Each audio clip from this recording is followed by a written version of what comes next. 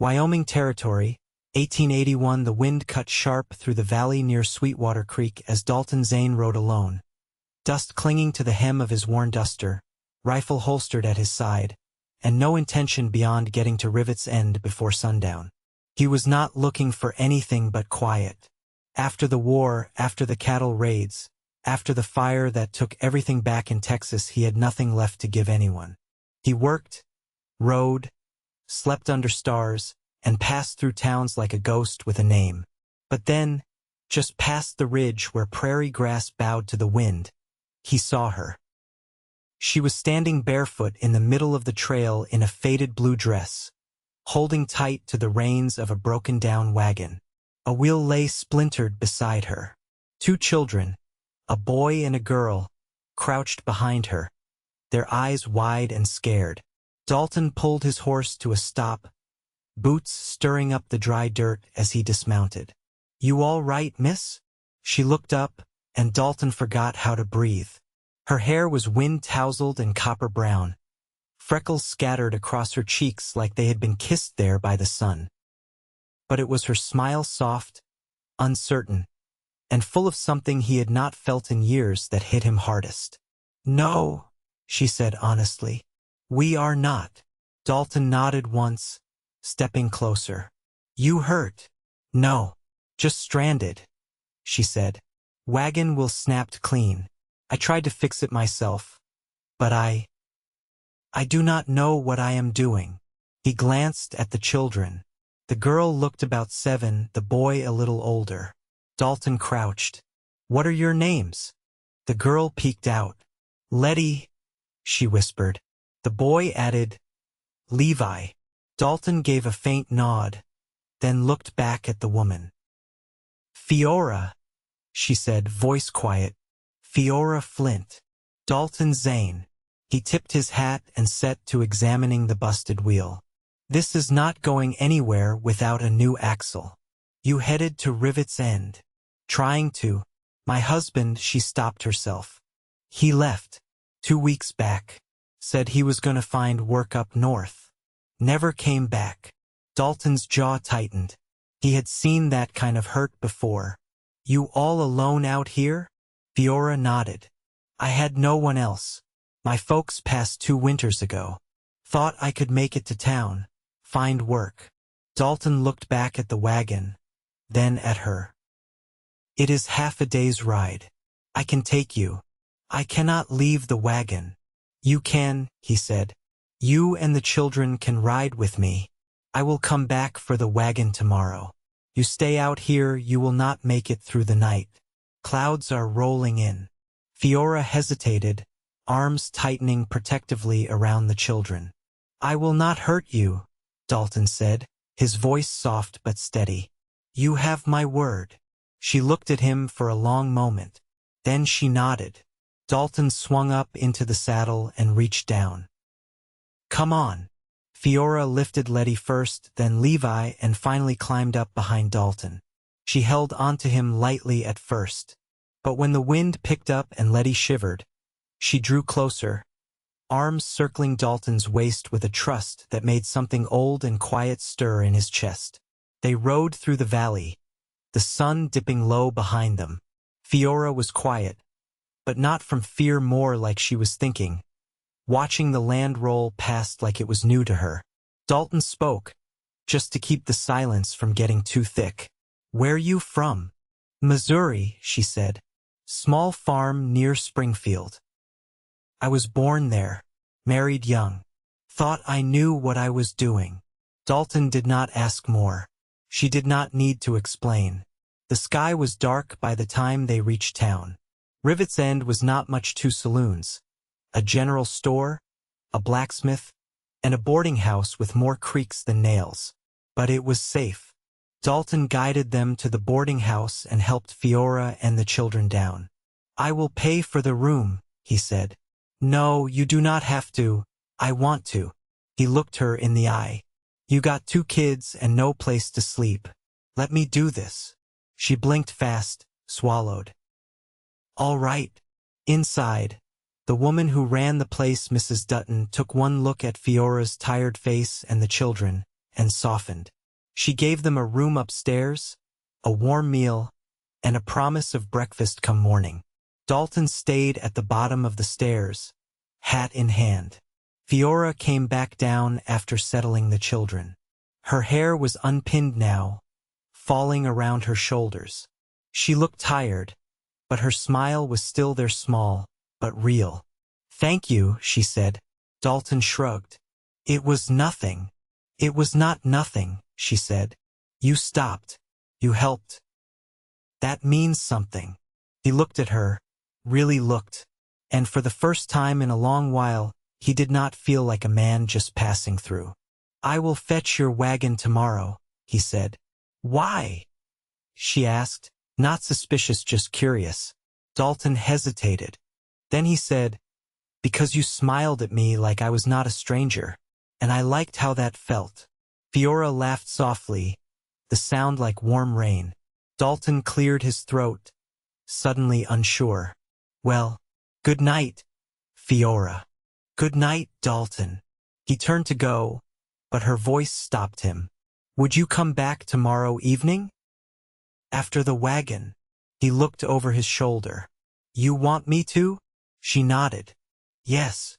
Dalton gave a small smile. "Then I will." And as he walked out into the cool night, he realized something strange. He had not been looking for anything more than peace. But maybe he had just found something better. And it started with a smile. Dalton rose early, before the sun had lifted the frost from the rooftops. He saddled his gelding with quiet hands, the leather creaking in the stillness. The sky above Rivet's End was pale gray, and the air held the bite of late autumn. He rode out of town without seeing anyone but a young farmhand sweeping out the livery stable. The boy nodded. Dalton nodded back. The prairie was empty and wide, the kind of silence that stretched long inside a man. He found the wagon where they'd left it, half sunk in a rut, the splintered wheel resting like a broken limb. He dismounted and set to work, hauling out a spare wheel he'd borrowed from the blacksmith. The axle was cracked through, worse than he'd thought. He used a length of greenwood to brace it, lashing it tight with twine and leather strips. It was rough work, not elegant, but enough to get it moving. By the time he led the rig back toward town, the sun was overhead and sweat striped his back beneath his shirt. He stopped once at the creek to water the horse and let the wagon cool. Every few paces it groaned, but it held. He returned to Rivet's End mid-afternoon, drawing the wagon around to the back of the boarding house. An older man in a wool vest leaned on the porch rail, watching Dalton with a quiet kind of curiosity, but said nothing. Dalton tipped his hat and climbed down. Fiora stepped out a few minutes later, her hair pulled back in a braid that hung over one shoulder. She wore a shawl this time, deep burgundy against the pale blue of her dress. Her eyes were clearer now, steadier. "You brought it back," she said, voice low. "Told you I would." She ran her fingers along the edge of the wagon bed, where the wood had been rubbed smooth from years of use. "I didn't think anyone would bother. Not with something this old." Dalton leaned against the wheel. "It's not about the wagon." She looked up. "Then what is it about?" He didn't answer at first. A breeze stirred the edge of her shawl, and the smell of wood smoke drifted from somewhere nearby. "Your boy," he said. "Levi." I saw him tracing the wagon spokes with his hand, like he was counting on it, like it meant something to him. Fiora's gaze dropped to the wheel. "It was my father's," she said. "He built it when I was a girl, repaired it 100 times over. When he passed, I kept it. Figured it would get me somewhere." Dalton nodded once. "It still might." They stood there a moment, quiet stretching between them, not uncomfortable. "You eat yet today?" Fiora asked. "No, I've got half a loaf and some ham upstairs. Come sit if you like." He hesitated only a breath. "All right." Inside the boarding house, the hall smelled of coal and boiled turnips. Her room was small, but clean 2 cots pushed together for the children, a chair near the window, and a table with a chipped basin. She set a plate down and poured water into a tin cup. Letty sat cross-legged on a quilt, her hands busy with a needle and scrap of cloth. Levi was reading from a book with a cracked spine, his lips moving silently. Dalton stayed near the door. "You're raising good ones." Fiora glanced at the children. "They've had to learn fast." "Still," he said, "they're steady. They don't have much choice." He took the cup she offered. "Neither did you." She sat on the edge of the cot, folding her hands in her lap. "You always travel alone?" "For a while now." "Why?" Dalton set the cup down gently. "Some men ain't meant to stay in one place." "You believe that?" "I used to." She tilted her head, watching him. "And now?" He didn't answer. Not yet. Instead, he reached into his coat pocket and pulled out a small tin. He set it on the table and pushed it toward her. Fiora opened it. Inside were 5 cartridges and a folded scrap of paper. She unfolded the paper and read the words, her brow furrowed. "If you ever need to leave fast, aim low and run east." Her eyes lifted to his. "This is for me? It's just in case." She closed the tin, quiet for a moment. "You don't think he's coming back, do you?" Dalton didn't move. "I don't know your husband." "No," she said. "You don't." She stood and walked to the window, arms folded. Outside, the wind stirred the branches of a bare elm. "He left when Levi got sick last month. Said he was going to find medicine." Her voice was dry. "He took the last of our coins and rode north. That was the last we saw of him." Dalton waited. He didn't press her to go on. "He was never cruel," she said. "Just tired. We'd been chasing luck for too long." He stepped closer to the table, voice even. "You don't need to explain." "I know." She turned to face him. "But I want to." Dalton met her eyes.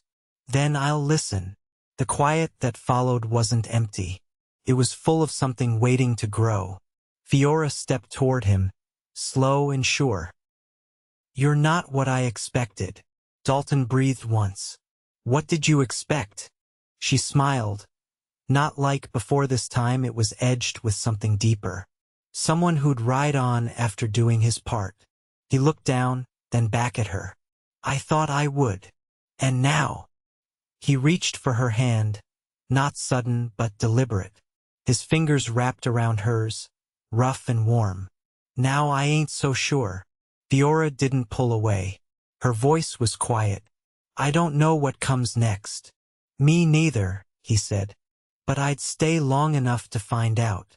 Outside, the wind picked up, rattling the shutters. But inside the room, everything held. Dalton stood at the forge beside the blacksmith, sleeves rolled up, sweat gathering at his temples. The broken tools from Fiora's wagon lay spread across the workbench. Most were salvageable: a rusted shovel head, a cracked yoke, 2 bent hinges, but they'd need reinforcing. He worked with steady hands, hammer striking steel with a rhythm that matched the quiet thrum in his chest. Mrs. Dutton had agreed to watch the children for the afternoon, and Fiora had gone to the seamstress shop across the lane to ask after work.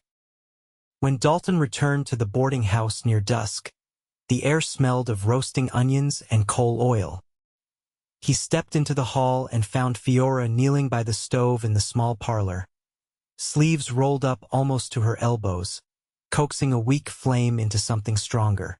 Her braid had come slightly undone, strands curling along her neck. He leaned against the doorframe. "You managed to find anything?" She sat back on her heels and wiped her hands on her skirt. "She said she'd take me on through the winter, mending mostly. She needs someone steady." "You're steady." "She don't know that yet."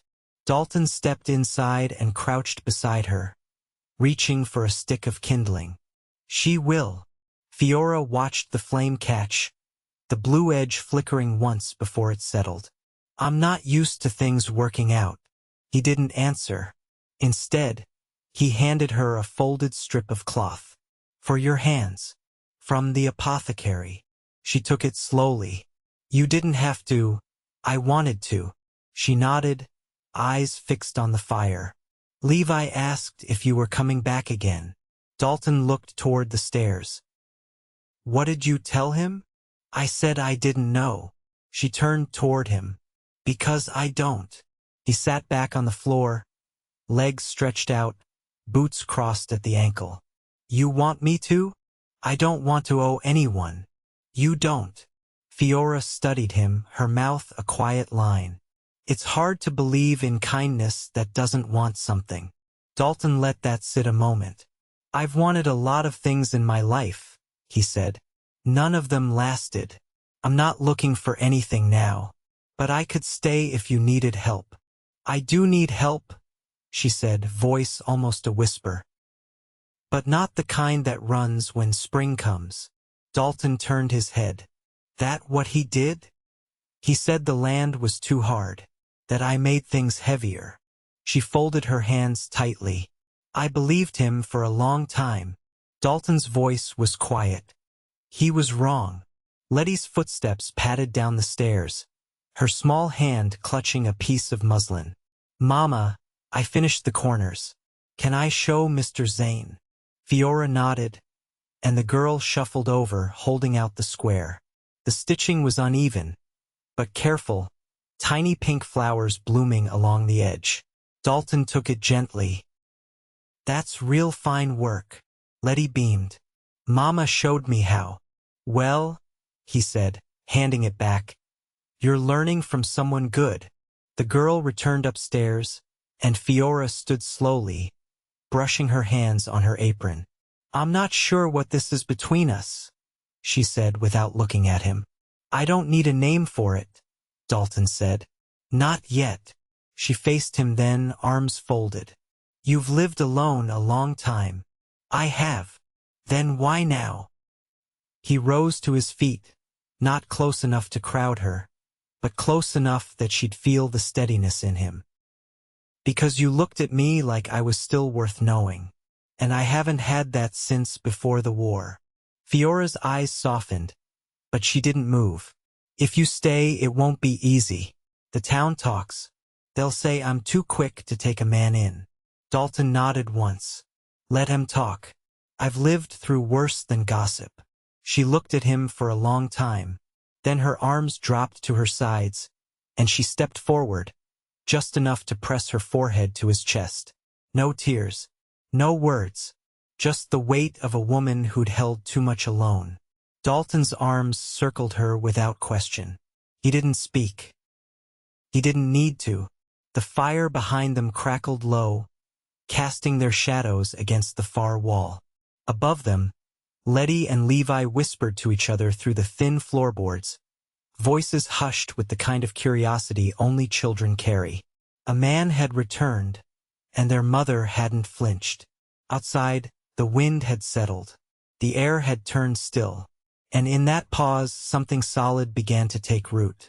Not loud, not hurried, but lasting. Morning brought a pale gold light through the frost-laced window, and Fiora stood with her sleeves rolled to her elbows, a tin basin of water on the washstand.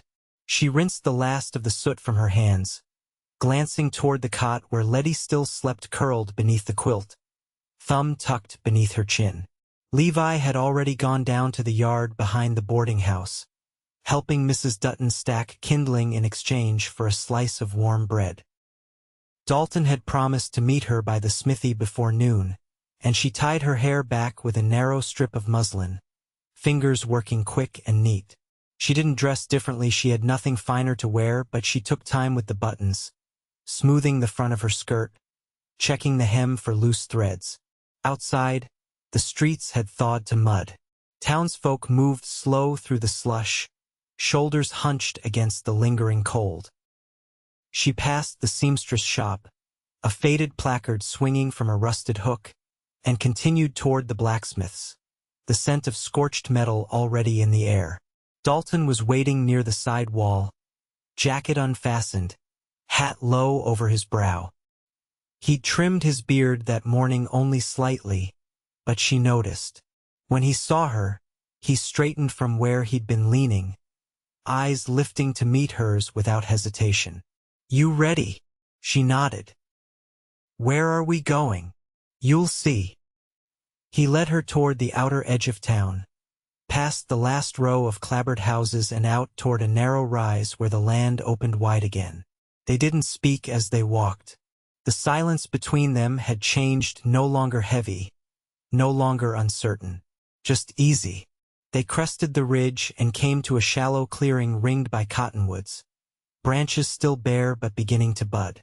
In the center stood a small cabin, the roof patched in places, but the walls held square. A stovepipe jutted from one side, thin smoke curling into the sky. Fiora stopped. "What is this?" Dalton stepped forward, pulling a key from his coat pocket. "Belonged to a man I worked with years back. He passed last spring. Left it to me in trade for some things I did after his boy died. I hadn't been back here since." She crossed to the porch, hand brushing the rail. "Why are you showing me this?" "Because if you're going to stay, you'll need more than a room above a tavern kitchen. And I figure this place ought to belong to someone with enough spine to keep it standing." She turned to him slowly. "You mean me?" Dalton nodded. "If you want it, you'd just give it away?" "No. I'd help fix it. You'd make it a home." Fiora ran her hand along the doorframe, tracing the grain. "It's solid. It needs windows. The roof leaks a little on the far end. Stove works, though. There's a root cellar behind it. Nothing in it now." She stepped inside, boots echoing faintly on the floorboards. The inside was one room bare but clean, with a hearth and a narrow loft built above the back wall. Sunlight slanted through a crack in the shutters.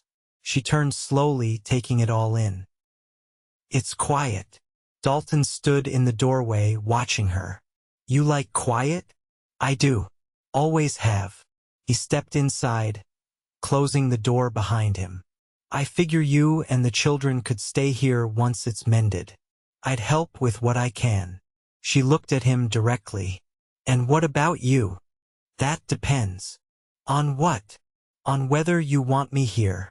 Fiora crossed the room, her fingers brushing the edge of the hearth. She didn't answer right away. Then, with a voice low but steady, she said, "I do." Dalton let out a long breath, the kind a man doesn't know he's holding until it leaves him. He crossed the floor and stood beside her, close enough that she could feel the warmth of him. "You'd have to put up with me," he said. "I don't talk much some days, and I don't sleep deep. War did that. I don't mind quiet," she said softly. "And I don't expect a man to be whole, just honest." He looked at her then, eyes tracing her face without hesitation. "I don't know how to build a life with someone, but I'm willing to learn, if you'll let me." Fiora reached for his hand, her calloused palm fitting over his. "Then we'll learn together." They stood that way for a moment, the wind moving gently outside, the smell of thawing earth rising in the air. No promises were spoken. None were needed. It wasn't a beginning made of fire or thunder, but something quieter, sturdier, like seeds pressed into soil after frost. Later, they walked back to town side by side, not speaking, just moving in step. And when they reached the edge of the main street, Dalton paused. "I'll come by tomorrow. Bring nails and a new shutter." Fiora nodded. "We'll be there." He met her gaze. "We." She smiled, not the uncertain one from before, not the cautious kind either, but something warmer. Meant, yes, we. And for the first time in years, Dalton Zayne felt like he belonged to something steady, something good, something true. The roof was nearly finished by the end of the second week. Dalton stood on the slope, hammer in one hand, boots braced steady against the beams he'd reset. Fiora passed him the last cedar shake from below, her hands raw but sure. Levi had taken to helping with the smaller things. Stacking firewood, carrying buckets of nails, learning how to dig a post hole straight. Letty spent most afternoons with Mrs. Dutton, folding linens and learning to boil starch, her reward a small jar of molasses candy. By the third Sunday, the family moved into the cabin. The stove burned clean. The new windows held. Fiora's sewing kit sat near the hearth, her mending work already stacking neatly beside it. Dalton had built a bench for her by the window, where the light came in softest. She hadn't asked for it, he just noticed the way she always stood when she worked, and figured she shouldn't have to. That first night in the cabin, the four of them ate together. Fiora had roasted a hen she'd traded for at the butcher's, and Levi had helped peel potatoes with a pocket knife that had belonged to her father. They ate slow, the way people do when they know the meal was earned, not given. Afterward, Fiora stepped outside, shawl wrapped around her shoulders, breath clouding in the cool air. Dalton followed, keeping a pace behind until she stopped near the edge of the woods. The moon hung low, casting silver across the grass. "I forgot how quiet night could be," she said. Dalton sat on a stump nearby. "You don't miss the sound of wagons rattling past your door?" She tilted her head. "I miss knowing what comes next, but I don't miss the road." He leaned forward, elbows on his knees. "You ever think about leaving Wyoming?" "Once," she said. "Back when I thought the only way to start over was to run far." Dalton nodded. "I used to think the same, but the farther I went, the more I carried." Fiora turned to face him fully. "Why did you stop here?" Dalton was quiet a moment before answering. "I was tired of sleeping with one hand on a rifle. Tired of forgetting what my own boots sounded like on a wood floor." She stepped closer, her voice low. "And now I remember." She didn't speak again, just reached out and took his hand, calloused fingers wrapping around his. It wasn't shy. It wasn't uncertain. It felt like something long overdue. They went inside together, the fire still warm, the children asleep in the loft. Fiora set the kettle near the coals and sat beside Dalton on the bench. Outside, the wind shifted, but inside, the world held still. "I've been thinking," she said after a while. "There's a plot of land south of here. Belonged to a man who used to sell feed. He died last year without kin. No one's claimed it." Dalton looked over at her. "You want a farm again?" "Not like before," she said. "But tomatoes do well here. Beans too. And there's enough space for chickens. Maybe a milk cow if we can build a pen. We'd need to file claim with the land office." "I know." Dalton reached for her hand again. "You want me to come with you?" She turned her face to his. "I want you to stay with me." He didn't answer with words. He leaned in and pressed his lips to hers, slow, certain, full of quiet promise. Her hands came up to his shoulders, and she kissed him back, not like it was new, but like it was finally allowed. After, she rested her head against him, and they sat like that, the fire crackling low, the house around them more than just shelter now, it was theirs. Spring came early that year. They planted together. Fiora showed Levi how to press seeds into the earth, how to leave space enough for roots. Letty chased chickens through the grass, laughing so hard Fiora had to sit down just to catch her breath from watching her. Dalton built a coop, then a second bench, then a hand-hewn table that took him 3 days and bloodied both thumbs. He didn't mind. He'd never built anything that stayed before. By summer, Fiora's mending had turned steady. The seamstress gave her more work than she could take, and she taught another widow in town how to do hems so she could pass some of it along. Dalton took odd jobs when they came felling trees, setting fence posts, hauling freight from Casper. He always came home before supper. One night, while the children slept in the loft and the windows were open to the warm air, Fiora lay beside him, her head on his chest. "You ever think about how strange it is?" she asked. What's that? That I broke a wagon wheel and ended up here. Dalton smiled into the dark. Some things break so better things can start. She looked up at him, her eyes shadowed but bright. Do you love me? He didn't hesitate. Yes. And you're staying? For the rest of my life. She kissed him once, soft and certain, then lay her head down again. They slept with the windows open, the night breeze moving through the house they'd built not from scratch, but from the pieces they'd carried and the things they'd learned to hold. By the time the first frost came again, the tomato vines had withered, the chickens took to roosting early, and Letty had taught herself to read from the books Dalton brought from town. Levi built a slingshot and practiced on tin cans lined along the fence. Fiora pressed preserves into jars, humming low as she worked, her hair pinned up and a new blue apron tied around her waist. Dalton came in each evening with dust on his boots and his hands rough from work, and every night he set those hands on her waist and kissed her before they sat down for supper. No one in town called them anything but family, and they were.